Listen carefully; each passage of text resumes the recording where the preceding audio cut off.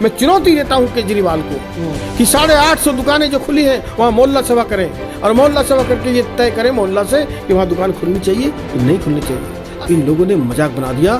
स्वराज के 114 number page पर क्या लिखा उन्होंने, पुलिस और नेता मिलकर दारू के ठेके बांट देते हैं। अगर माफियाओं को संरक्षण ये दे रहे हैं क्योंकि एक जोन में आपने तो कहा था सिंगल रिटेल दुकानें देंगे, एक आदमी को 32 दुकानें। ये सिंडिकेट को आप बढ़ावा दे रहे हो जिसमें बड़े सेल कंपनियां होती हैं, उसी प्रकार अपने रिश्तेदारों दोस्तों के नाम पर करके एक दुकानें ली गई हैं। नमस्कार, जय हिंद, जय भारत। लीड दिल्ली देख रहे हैं आप। दिल्ली में शराब आबकारी नीति को लेकर लगातार भाजपा अपने प्रदर्शन कर रही है। 3 जनवरी को दिल्ली में चक्का जाम कर अपने विरोध को बाखूबी भाजपा ने दर्ज भी किया। लेकिन जब भी बात आबकारी नीति की आई तो आम आदमी पार्टी के सभी कार्यकर्ता या नेताओं की एक बात है कि पहले जितने ठेके थे 850, 840, उसमें 2 ठेके कम करके ही खुले हैं, कोई भी नया ठेका नहीं खुला। और साथ में आरोप ये भी है कि जो सरकारी ठेके बंद किए गए उसमें अधिकतर ठेके के जो लाइसेंस थे वो भाजपा नेताओं के या उनके सगे संबंधियों के थे। मेरे साथ आज भाजपा के विधायक प्रमुख सचेतक अजय महावर जी हैं। इन्हीं सवालों के साथ बात करूंगा कि आखिर आबकारी जो नीति है, जो आरोप लगातार आ रहे हैं कि हर वार्ड में 3 ठेके, उधर से आवाज़ आ रही है कि फिर भी तादाद कम, तो क्या कहना है महावर जी का, जान लेते हैं। देखिए अजय जी, हमने शराबबंदी की बात नहीं की, बड़े स्पष्ट हूँ मैं इस मामले में। हमने सरकार की नई शराब नीति का विरोध किया है। विरोध क्या है? अब ये तो झूठी सी बात है। अगर सरकारी ठेकों में भाजपा के नेताओं का था तो उसकी सूची जारी करें ना। किसने रोका है इस सरकार को? सारा कुछ तो अरविंद केजरीवाल बार बार कहते हैं ना, ताम झाम तो सब उनके पास है। जरा जारी तो करें लिस्ट, कौन कौन से भाजपा, हम भी देखें किन किन भाजपा नेताओं की थी। ये सब तो मिथ्या आरोप है, बचने का प्रयास है। रही बात केजरीवाल सरकार से कोई ये पूछे जिसने प्राइवेटाइजेशन का विरोध किया था, आज उसने किस आधार पर हजारों करोड़ रुपए का घोटाला है। और ऐसे ही नहीं है, मनीष सिसोदिया के अति प्रिय निक्कर वाले मित्र जो निक्कर में साथ घूमते थे, कुमार विश्वास, अच्छा, उन्होंने ट्वीट करके 500 करोड़ का इस पर आरोप लगाया है। बिल्कुल, कि छोटे साले साहब इसमें इन्वॉल्व हैं, यानी मनीष सिसोदिया के छोटे साले साहब। ये छोटे आरोप नहीं है, निक्कर वाला फ्रेंड बहुत कुछ जानता है। हमारा विरोध है धार्मिक स्थलों के पास खोलने का, बहुत बढ़िया। हमारा विरोध है 24 साल से 21 साल करने पर। हमारा विरोध है पिंक ठेके खोलने पर, जो महिलाओं के लिए खोलने के लिए भी है और पीने की विधि बताने के लिए भी है। हमारा विरोध है कि जब केजरीवाल साहब कहते थे कि हम 22, वो तो कहते थे कि एक मीडिया सिंडिकेट की तरह एक सिंडिकेट है, ये शराब सिंडिकेट है, उसको तोड़ेंगे। 20 लोगों को एक ठेका मिला हुआ है। आज प्रामाणिकता से आप लिस्ट ले सकते हैं, एक जोन में 27, 28, 30, 32 ये बड़े बड़े 3 दुनिया के बड़े शराब माफिया, हिंदुस्तान के बड़े माफिया, पॉन्टी चड्डा, रेड्डी जैसे बड़े माफिया दिल्ली में मिल करके सरकार से सेटिंग करके मलाई चाटने के लिए 20,000 करोड़ का धंधा हड़पने के लिए इनसे ठेके लेता है, इसलिए प्राइवेट किया गया है। और इतना ही नहीं, माफियाओं को संरक्षण ये दे रहे हैं क्योंकि एक जोन में आपने तो कहा था सिंगल रिटेल दुकानें देंगे, एक आदमी को 32 दुकानें। ये सिंडिकेट को आप बढ़ावा दे रहे हो जिसमें बड़े सेल कंपनियां होती हैं, उसी प्रकार अपने रिश्तेदारों दोस्तों के नाम पर करके एक दुकानें ली गई हैं। और 1.5%, 2% जो कमीशन थी पिछली वाले सरकारी ठेकेदारों की, उनको उठा के 12% कर दिया। किससे पूछ के कर दिया? 12% में क्या है, 6% आपके पास जाएगा, 6% वो लेंगे। दारू का रेट वो तय करेंगे, कौन सी शराब पीनी है वो तय करेंगे। सब छूट दे दिया आपने। गली मोहल्ले की 4 दुकानें मैं अपनी विधानसभा में बंद करा चुका हूँ और मैं आपसे दावा करता हूँ और वादा भी कर रहा हूँ कि अगली 4 दुकानें भी बंद कराने वाला हूँ, क्योंकि इन लोगों ने मजाक बना दिया। अरविंद केजरीवाल से कोई पूछे कि जब अन्ना आंदोलन था उन्होंने एक पत्रिका किताब लिखी स्वराज के 114 नंबर पेज पर क्या लिखा उन्होंने, मैंने पूरे सदन में पढ़कर सुनाया उसको। उन्होंने लिखा कि पुलिस और नेता मिलकर दारू के ठेके बांट देते हैं, अगर स्वराज शासन आए तो मोहल्ला सभा करके उस मोहल्ला से पूछना चाहिए, ग्राम सभा से पूछना चाहिए। बहुत बढ़िया। और पूछ करके अगर मोहल्ला सभा या ग्राम सभा इजाजत दे तब वहां दारू का ठेका खुलना चाहिए। क्या एक भी मोहल्ला सभा करने की कोशिश की केजरीवाल ने? मैं चुनौती देता हूं केजरीवाल को कि 850 दुकानें जो खुली हैं वहां मोहल्ला सभा करें और मोहल्ला सभा करके ये तय करें मोहल्ला से कि वहां दुकान खुलनी चाहिए कि नहीं खुलनी चाहिए। 80 वार्ड ऐसे थे इस दिल्ली में जहां एक भी शराब की दुकान नहीं थी, अब वहां 3-3 ठेके खोलने जा रहे हैं। उन्हें बेवड़ा बनाना चाहते हो। 45 दुकानें वार्ड ऐसी थी जहां एक एक दुकान थी, वहां आप 3-3 खोलना चाहते हो।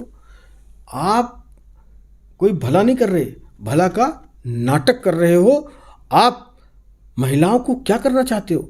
निर्भया हत्याकांड जब हुआ तब मोमबत्ती लेकर ओस की बूंद में आप नारे लगाते थे इंडिया गेट के पास कि दारू, जेसिका लाल हत्याकांड से निर्भया हत्याकांड तक महिलाओं की सुरक्षा का काम इस दारू के कारण हुआ है। तो क्या बहुत बार ऐसे वक्तव्य भी आए कि जहां ठेके होते हैं वहां पर अराजकता अपराधी फैल जाती है, महिलाओं की सुरक्षा का सवाल खड़ा हो जाता है, लगातार आए हैं। तो फिर निर्भया के टाइम पर क्या आप घड़ियाली आंसू, मगरमच्छी आंसू बहा रहे थे क्या? तब आपने क्या कहा था? आपने अपने बयान में महिलाओं के सशक्तिकरण के एक भाषण में कहा कि जहां महिलाएं विरोध करें वहां दारू के ठेके कतई नहीं खुलने चाहिए। मैंने 500 पेज की चिट्ठी दी है। एक भाजपा में भी आरोप लगाऊंगा। एमसीडी ने भी एक एसओपी तैयार की थी। एमसीडी ने जो हमारी पूरी दिल्ली में नगर निगम है उसने भी एक एसओपी तैयार की थी कि जो प्रॉपर्टी अनऑथराइज्ड है उसमें ठेके नहीं खुलेंगे। जिस प्रॉपर्टी का प्लान सेंक्शन प्लान पास नहीं है, प्रॉपर्टी का 2007 के बाद बनी है, तो वो उसमें भी ठेके नहीं खुलेंगे। किसी मिक्स लैंड में जहाँ पर कंस्ट्रक्शन मतलब काम भी हो रहा, रहते भी है लोग, उस पर ठेके नहीं खुलेंगे। कुछ हुआ नहीं। मैंने अधिकतर देखा, मैं अपने खुद के मौजपुर में बताऊं कि हमारी मौजपुर मेन रोड पर एक ठेका खुला जैन मंदिर के बिल्कुल पास है, और मैंने इसके लिए दिल्ली अल्पसंख्यक आयोग में मैं जैन और डैशबोर्ड का मेंबर भी हूं, तो मैंने वहां पे आवाज़ भी उठाई। मैंने ये आवाज़ नगर निगम में भी उठाई और नगर निगम की आज तक कोई कार्रवाई देखने को नहीं मिली। अल्पसंख्यक आयोग का धन्यवाद करूंगा यहाँ पर कि उन्होंने कम से कम एक्साइज को नोटिस तो किया। देखिए, मैंने तो बहुत सारी चिट्ठी पत्र लिखी हुई हैं, बहुत सी जगह को दोबारा ढंपवाया भी है। एमसीडी के पास ऐसी एक भी अगर आप मुझे दुकान देंगे वो सील कराने की गारंटी मैं लेता हूं आपसे। चलिए मैं आपको दे रहा हूं। और हाँ दीजिए ना, मैं कराऊंगा ना। ठीक है, मैं तो पीछे ऑन कर रहा हूं ना इस चीज को, मैं ऑन कर रहा हूं इस चीज को कि ऐसी किसी भी गैर कानूनी ढंग से खुलने वाली दुकान को मैं सील कराऊंगा। ये मेरा वादा है आपसे। और मैंने 5-7 दुकानें सील करा भी दी हैं, ये भी बता दूं मैं आपको। आप कह रहे एक भी नहीं करे, मैं 5-7 तो मैं करा चुका हूं। अब बात क्या आती है नियम कानून की। नियम कानून क्या है? बहुत सारे फेरबदल कर दिए। 400 मीटर से 200, 200 से अब 100 मीटर तक की दूरी का ये नापते हैं। फिर मिडिल पॉइंट से मिडिल पॉइंट नापते हैं। पूरी बात सुनिए आप। इसमें एक अल्पसंख्यक का अलग है, मैं वही मंदिर से जो नापना है वो अलग है, जैन मंदिर से नापना अलग है। मैं जैन मंदिर की बात करने जा रहा हूँ, मंदिर की बात नहीं। नहीं, आपसे मैं इत्तेफाक नहीं रखता। एक ही है कानून, मैंने अच्छे से पढ़ा है उसको।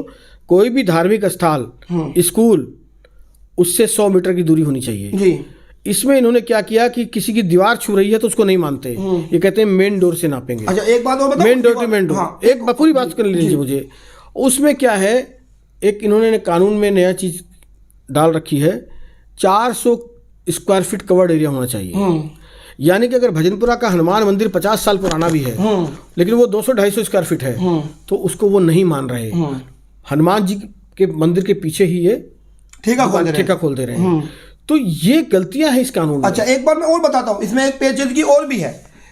किसी की मंदिर से लगती दीवार पे 500 गज की प्रॉपर्टी है और उसने, जैसे आपने बीच में एक नियम आया था कि हाईवे से आधा किलोमीटर दूर पर ठेके खुलेंगे, तो आपने बहुत सारी वीडियोस देखी होंगी, उसमें जिग जैग करके एक रास्ता बनाया, अपनी ही प्रॉपर्टी में दीवारें खड़ी कर ली और रास्ता आने का जो वॉकिंग डिस्टेंस है वो ऐसे ऐसे ऐसे करके आया, तो पता लगा वो हाईवे पर ही दुकान है और उसके बाद भी वो 500 मीटर से दूर हो गई। देखिए अजय जी, ऐसा ही बिल्कुल मौजपुर में किया। देखिए अजय जी, मैंने अभी विधानसभा के सत्र में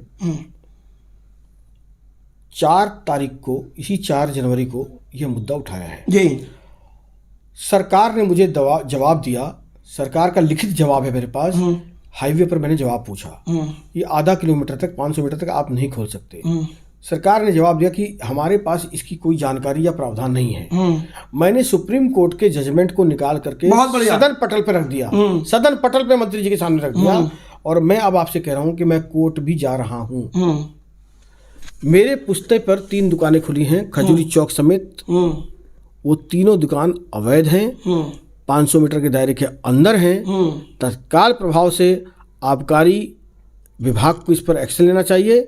मैंने चिट्ठी लिख दी है, अगर उन्होंने अगले 15 दिन में इस पर कार्रवाई नहीं करी तो मैं कोर्ट भी जाने वाला हूँ। बहुत बढ़िया, ये भी चलो धन्यवाद है आपका। खजूरी जो चौक पर जो ठेके हैं, वो जो हाईवे लगता है वो वजीराबाद, कौन सा हाईवे है, नाम बताइए सर? 709B जो अक्षरधाम से सहारनपुर जा रहा है, नया हाईवे दिसंबर 2018 में भारत सरकार के राजपत्र में अंकित हो चुका है। चलिए, तो उस पे भी जो है उस पे भी कार्रवाई। हाँ, मौजपुर ठेके की भी प्रॉपर्टी बहुत बड़ी थी, दुकान रोड से 50 मीटर अंदर करके और जो मंदिर है उसको दूर कर दिया गया। प्रॉपर्टी से प्रॉपर्टी नापो तो 50 मीटर भी नहीं है, क्या होगा? अगर ऐसा कोई आपके संज्ञान में आया तो आप मुझे दें, मैं एक्साइज वालों की खाट खड़ी करने में सक्षम हूँ। आप चिंता ना करें उनकी नाक में दम करने के लिए। और आप भी जाएं ना जरा वहाँ पर, अपनी पूरी मीडिया की टीम को लेकर के जाएं। ITO भी तो हैं, वो ज़्यादा दूर थोड़ी हैं। आप जाएं, वो बगले झाँकते नजर आएंगे, उन्हें एक्शन लेना पड़ेगा। चलिए, यह आपका ही नीति जिस तरह से दिल्ली में युवाओं और महिलाओं को भटकाने का काम कर रही है, लगातार विरोध में है और ये विरोध जारी रहेगा। इन्हीं शब्दों के साथ अभी विराम देता हूँ। जय हिंद, जय भारत।